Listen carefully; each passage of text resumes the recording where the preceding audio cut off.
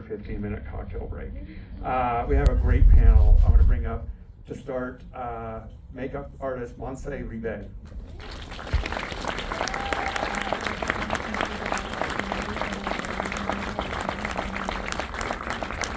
Makeup artist David Marti.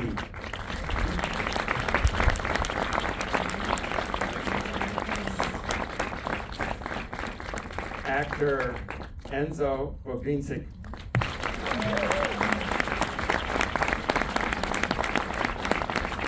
And his interpreter, Lorna Silva, and director, Juan Antonio Bayona.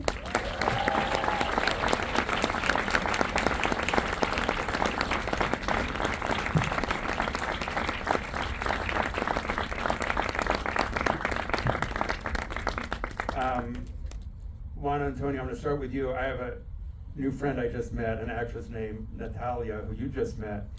And I have to say, she was on a flight last month on Spain's national airline, Iberia Airlines, flying from Madrid to Los Angeles. And I'm not making this up. Society of the Snow was one of the in-flight movies that was on the airplane. That's true. That's not our dad. And somebody next to her watched it. I can't imagine it got a lot of viewership, but there you have it. First of all, congratulations. You won 12 Goyas, correct? Thank you. I still don't believe it. I felt almost embarrassed because we won everything. I was very happy with all my colleagues in Spain. I felt so much love. I don't have words to say thank you. I want to step back and talk a little bit about the source material for this story, because there are not one but two movies that have been made before. 1993's Alive, and you probably all missed 1976's Survive. But there's a book called The Sociedad of the Snow by Pablo Bierzi. And I want to ask you about what that book gave you in terms of a way into the story that you felt hadn't been told before. It's a very different take because the first book, Alive, was written right after the plane crash. So the survivors were 18, 20 years old. They were in their 20s, and they didn't have time to process what happened. Society of the Snow, the book from Pablo Bierzi, is written by a Uruguayan author who's also a close friend from most of them. He was asked to go into that plane. And also 35 years after the plane crash. So you can tell that it's less about the fact. Actually, Alive was a very good book on what happened, but it was more about the spirit. So it's more about what happened inside of them. That was a challenge, because it was more about the spirit. It was more about capturing this kind of like searching of meaning of what happened. And one of the things you're obviously intent on is not only recognizing those who survived, but honoring those who died. And you're also very specific about where you're going to film this movie. And I'm curious, as you're on location, very close to where the plane crashed, this is almost hallowed ground, because this is where so many people lost their lives. Was that something that was present in your mind? And how did you go about dealing with being on that land as you're making a movie where this actual event happened? By the way, everybody got the Amber Alert? How many people got the Amber Alert in the middle of the movie? Yeah, okay. That's why your phone should be on, but okay. I'm sorry to interrupt, but yes, do you understand that quite about the ground? Yeah, sure. No. I wanted to do the most respectful portrait of what happened. I wanted to rescue the memories of those who never came back that were so important for the survivors. So the first thing I did was to fly there. It takes 3 days to get used to the altitude. It's a pretty dangerous place to be in. But we spent there like 3 weeks, visual effects, spent 3 weeks shooting all the backgrounds. We couldn't bring a crew there, but a professional crew of professional climbers spent there 3 weeks. I spent there like 3 days. There was not enough snow because of climate change, and we had to go back one more time at the end of the shoot, and then I went with Enzo and we shot some shots there. But the first thing I did was to stay there in front of the grave and ask for permission. You know, I had to do that, and I asked. I get emotional when I think about this. I asked them to. I told them that I would do my best. Hopefully, I did it. Are there any remnants? Are there remnants of the wreckage? Any physical manifestation of what happened? No, there's something very nice that there is a graveyard with all the remains of the dead, you know, and people used to bring all the pieces of the plane and put them there, and there's lots of like people used to bring T-shirts and on all sorts of things there. It's like a huge mausoleum where a lot of people used to go there in the summertime and do their own homages to them. Before we talk to the rest of your crew, the credits have been rolling for a very long time. There are a lot of people who made this movie, and yet it's an incredibly intimate movie. So the more people who worked on it, almost the smaller it became. And I'm going to ask you how you worked to get as contained a film as you did with all of these people whose names are behind us, and how that team came together to put us in that plane. I've always said that this film is much more like The Orphanage than The Impossible, because you are experiencing almost as a horror movie what it's like to be in that plane. But how did your department heads and all of these great craftspeople work to get that intimacy inside the plane? You know, at the end, even though it felt like a massive epic, you know, to shoot in 10,000 feet every day with 25 actors, but at the end of the day, it was always the camera and the actors inside that narrow space, you know. And answering your previous question, I just wanted to say that for me it was very important to tell the story through the eyes of Numa, because he was an extra in the other versions, and to me it was like a way of telling everyone. It was like an statement telling everyone how important was everyone on that plane. That it was 45 people and only 16 survivors, and everybody was important. They were abandoned in the middle of nowhere. They were told that, and because they come along together, they were able to bring 16 back, you know. And he was the last one, and he was remembered to be one of the ones that did the most, you know. So to me, that was very important. That was not in the book from Pablo Bierzi, but it was in the words of the survivors. There is Roberto Canessa around here, one of the survivors. Oh my God. Where's Robert? Oh. There he is. Roberto Canessa. We have Gustavo Zerbino too. They were the two doctors on the plane.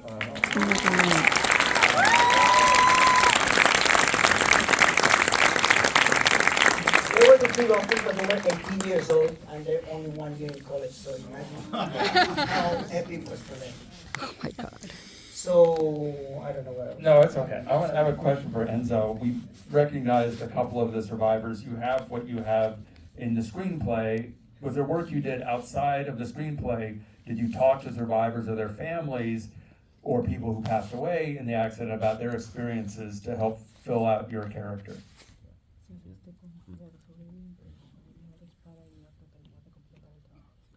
Sorry for my answer in Spanish.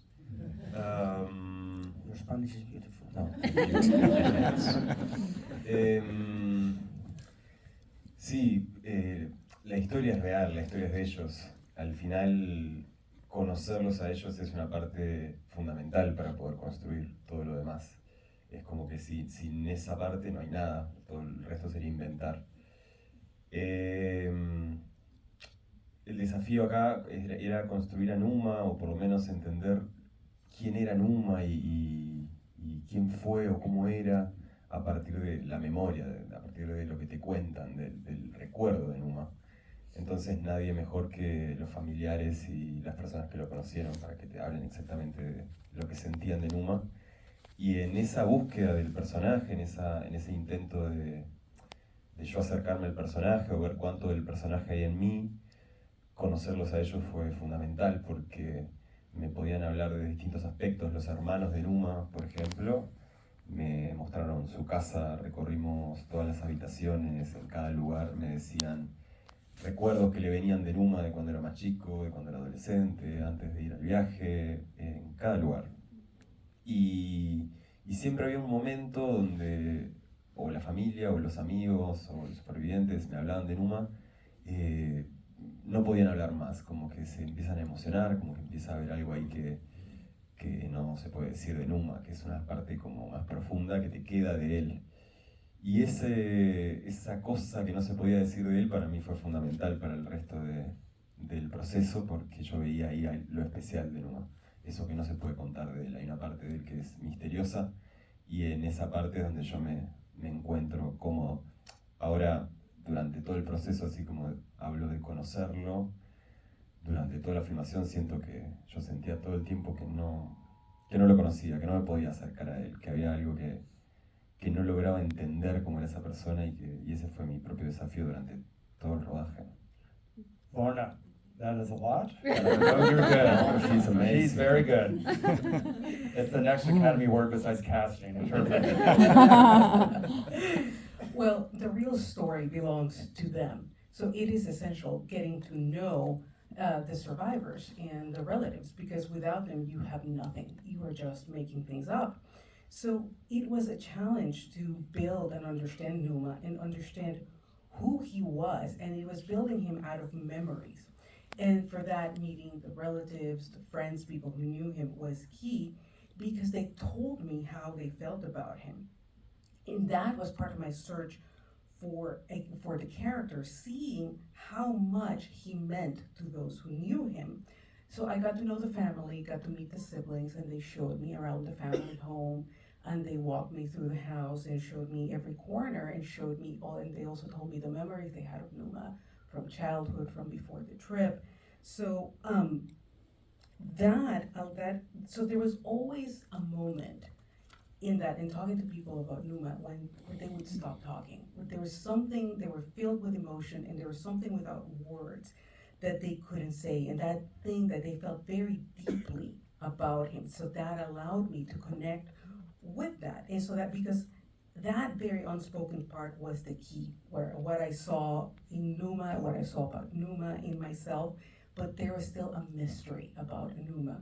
And through filming, I felt that there was something about him that I couldn't just get to know, that I just couldn't know, and that was my challenge in acting. There's more. Juan Antonio was very specific about wanting to shoot this movie in sequence, so that the chronology of the film is following the chronology of the production. And that also means that you are, because you're on location a lot, you're outside, working in difficult conditions. And while I'll never compare what it's like to be an actor on a set to what the people on the plane went through, did the reality of the physical situation help inform your performance, even in those moments where you could see and feel what it was like, even for an hour or two before you went back into your trailer, how extreme those conditions were?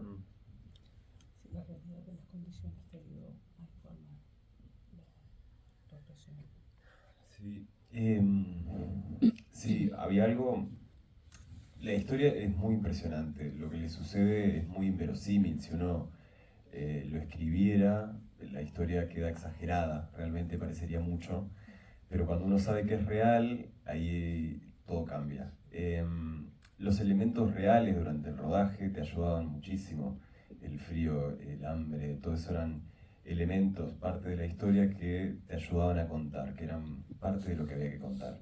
Por suerte esos elementos estaban ahí, por suerte sí hacía frío, por suerte pasábamos hambre y con el tiempo eso empezó a aumentar.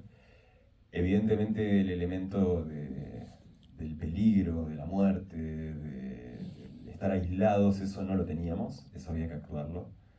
Y el frío y el hambre ayudaban en eso. Todos los elementos físicos reales te liberaban una parte de la actuación que era inventar el frío o el hambre, se lo liberaba porque eso estaba ahí, era real, y te llevaba a microgestos que no podías pensar de actuación o miradas que son difíciles de actuar.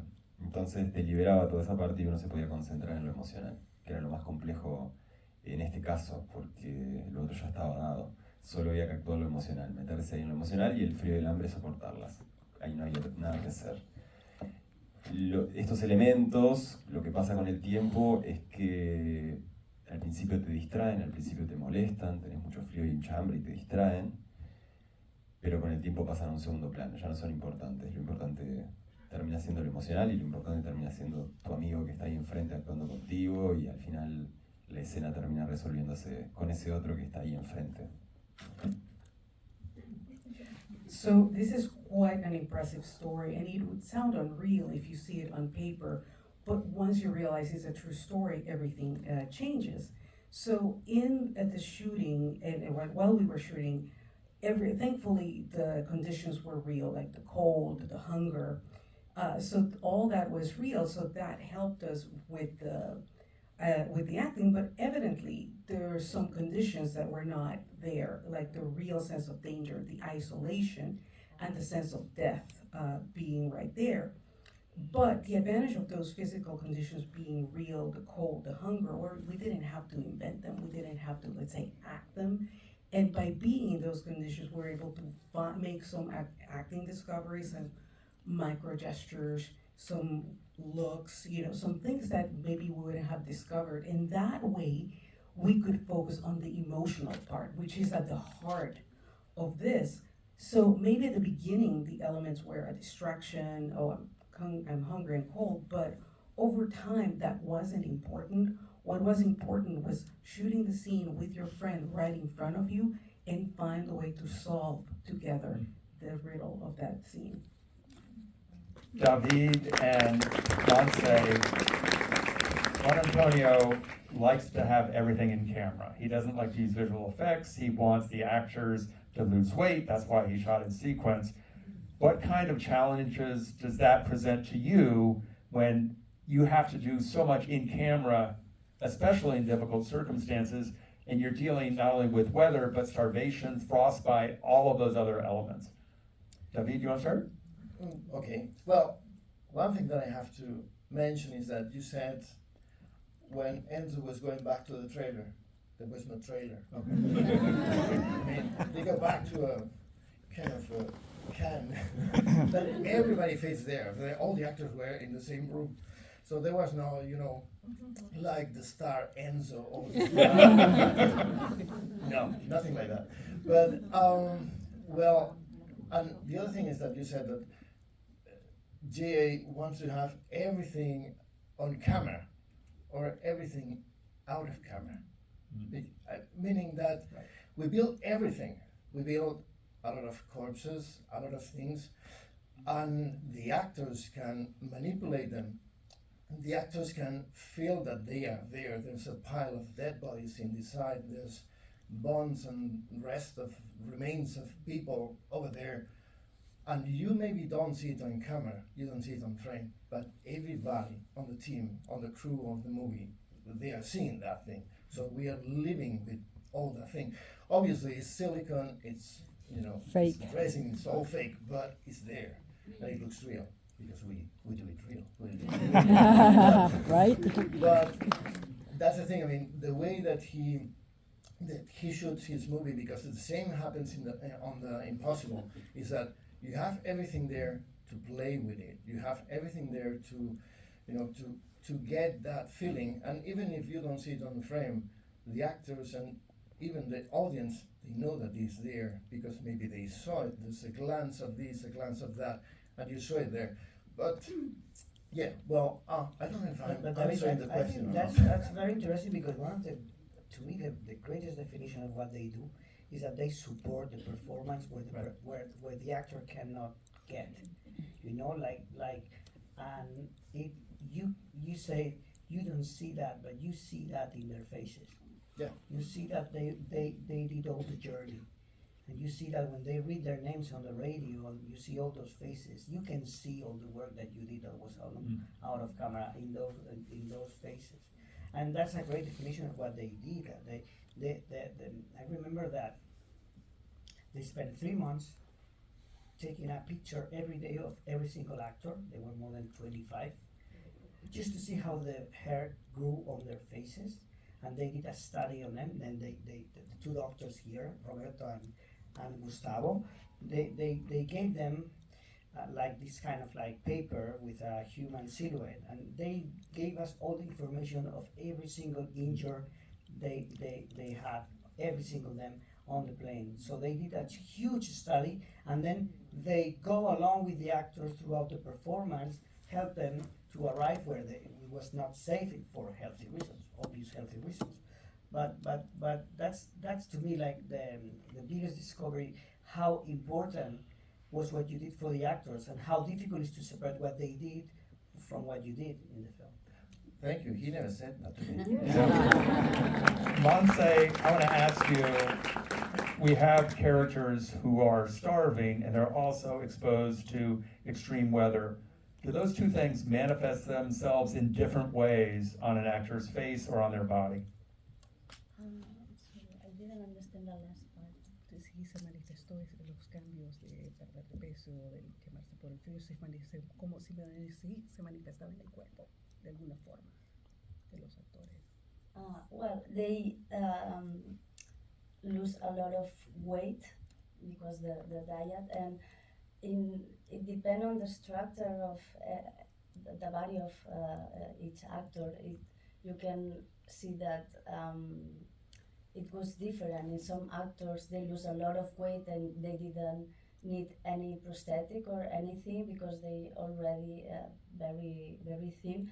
And there are other actors that they need some enhance, like some help to make them look more thinner, and then we make those prosthetics on the cheekbones to help them look thinner.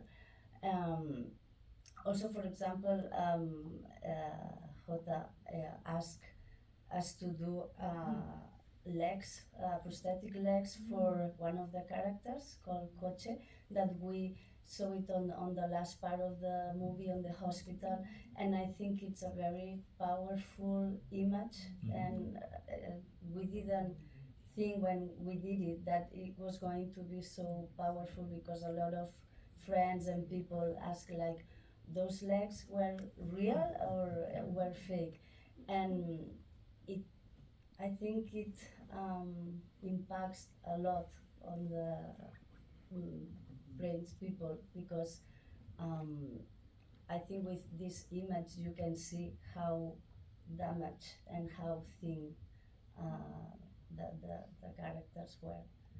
You know, one thing that I want to add that was very cute from some of the actors is that we didn't do the cheeks on everybody.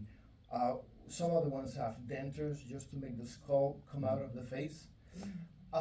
Because we saw on the survivors' pictures that the teeth, they show a lot. So we decided to make teeth for some of them. And there were some of them that they were like chasing us, saying, "Are you going to put some cheeks on me? Can you have dentures?" So that was very good, because they were amazed. They always want to be on the makeup. They always want to be, but with something on them to help them. But we didn't have the time enough to do cheeks and dentures for everybody. And what Montse said is that not everyone needed, because some of them they were. Yeah, for example, we did some tests in Enzo, but finally he lost so many weight that he didn't need any prosthetics. He took it seriously. Some of them. Juan Antonio, I'm going to ask you, when your characters are in the plane after the avalanche, you don't have a lot of physical space. How are you photographing inside that space? How are you making sure that you can light and even get actors in focus if there's so little room? Yeah, that was one of the most difficult sequences, because there was no space. I mean, it was like, the set was like this stage, and then after the avalanche, it was half of this space. Oh my God. And how many people in it? There were like 19 actors, 8 corpses, and a camera crew. Oh my So God. I always told Pedro Luque, the cinematographer, that the more difficult, the more real. It would be like shooting a documentary. There was a moment that I came with this idea, because we didn't even have space for the camera. We came with this lens that it's like a tube. You use this lens to shoot food commercials. It's that kind of lens that David Fincher will use to put the camera inside the Go in a small, drain, you know. So it was like this. That was our camera, and I was able to fit the camera there. What I think was beautiful about that lens is that the depth of field is huge. You have everything on focus, and this is the worst moment in the story of what happened. When you talk to the survivors, they will tell you, most of them, that the worst moment was the avalanche, and it was so bad that that was the moment when the group was created. Like if there was some if there was some people not trusting anyone, or all of that disappear with the avalanche. They become a very strong group. This is why when they come out, it's shot almost as if the mountain is giving birth, is releasing the survivor, because to me that's the moment when the society is born, you know.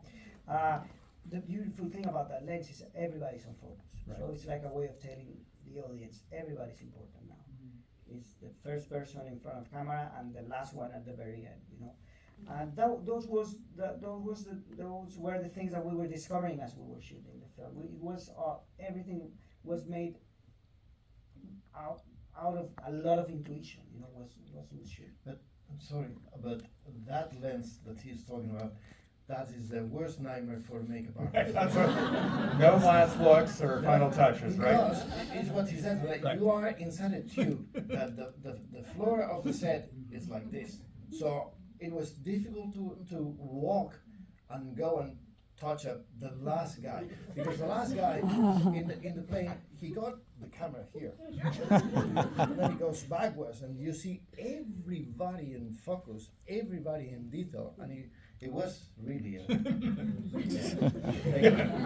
I was so obsessed with capturing moments of truth, real truth, Right. you know, that I remember that we had once a shot where you can see the whole group. And suddenly I realized that one of them was sleeping. He was so tired. So I said like, shh, and then I moved the crane. I put the camera right in front of him. So the guy that he thought I was at the very end of the shot, and no one was watching him. Suddenly he wakes up and he sees the camera. One of the things that is true is in the wake of the crash, the families of those who died and those who survived were sometimes broken apart. Their relationship, their friendship was severed by the fate of who made it and who didn't. And I'm wondering, in making the film and showing it to people, if you have any evidence that any of those rifts have been mended between those who resented or felt great loss over their children or their siblings' death, and resentment about those who survived. Did that happen at all? Yeah, I mean, what I was going to say before about Roberto Canessa is that in the first email I sent the survivors, there was these lines that Roberto says in Pablo Villes's book. He tells the dead, accept in peace that we have the chance to live the lives that you didn't have the chance to live, you know, we live your lives, you know. So that was in 2011 when I wrote that email to them. So at that moment, it was already the seed of this conversation between the living and the dead, almost like saying thank you for what you did. So it was so honest. It came out of so much respect and love for these people that we always had the collaboration from the families of the dead, always. And then it was Gustavo Zerbino who's here. I remember that we did a screening for the survivors. We closed a cinema for them, and they watched the film. And the best compliment is that they had the feeling that they came back to the mountain. That they were shocked about the authenticity of the film. So, and then because I had so much trust from these people, I promised them that I would show them the film, they would be the very first ones. So I remember that we were selected to go to the Venice Film Festival, and we had to organize a screening for them 5 days before in Montevideo. And it was Gustavo Zerbino who came to me and said, because we were always working with the groups, with two groups, the survivors and the families of the dead. And suddenly Gustavo Zerbino came to me and said, we should put everybody together. Let's stop separating people. I mean, we've been doing that for 50 years. The worst thing about what happened is it's not that there was a problem between them. There was like a barrier of silence. There was a barrier of silence even in the families of the survivors, that a lot of people of them, a lot of the survivors didn't talk to their own families about what happened. So family, suddenly I thought it was a good idea, and I said if they are okay with doing that, I think it's a great idea. And we asked them, they said yes, and suddenly we found ourselves the 1st of September in a cinema with 360 people, all families related to the 45 that were on the plane. And when we were nervous, of course, and when the movie finishes, there is this silence, and then this standing ovation. They stand up, start to applause, and hugs, and crying together, you know. And after that screening, there are no two groups anymore. It's only one group. You know, and suddenly That is, I mean, what you're describing is the society of the snow. And that's why the last line of the film is keep telling everyone what we did in the meantime, because that's why stories are so important, because they help us to process our ordinary lives, you know, in a way that we can understand ourselves better. And it was so the impact that I have seeing these people for 50 years for the first time. They understood what they went through, and by doing so, they somehow felt sorry for them, you know, and that's the power of what we do, you know, as storytellers, when we tell stories. Por supuesto. I want to thank Montse, David, Lorna, Enzo, Juan Antonio. Thank you so much. And thank you all for coming out.